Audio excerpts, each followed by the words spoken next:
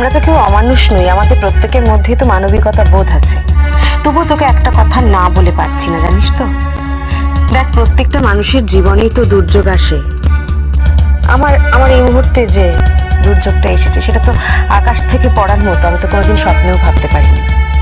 একটা মেয়ের জীবনে এর থেকে অসম্মানের আর কি হতে পারে বল? তবুও তো আমাকে এটার মধ্যে দিয়েই যেতে হচ্ছে। আর তোর জীবনে যেটা ক্রাইসিস, সেটা তো শুরুর দিন থেকে ছিল। নতুন করে সেটাকে এন্টারটেইন করার কি দরকার বলতো? দিদিমণি, দিদিমণি, ও যদি খুব অসুস্থটা হয়ে যায়, ওকে যদি দেখার মতো আর কেউ না থাকে, তখন কি মো ওকে ফেলেটা দিতে পারবো? তুই বল, তোরা কেউ হলে সেটা পারতিস।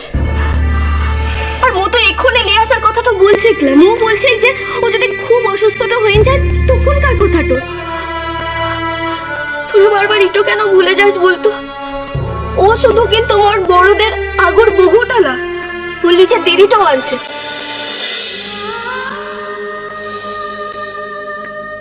ইষ্টি কুটুম সোম থেকে রবি প্রতিদিন বিকেল 5টায় স্টার জলসায়।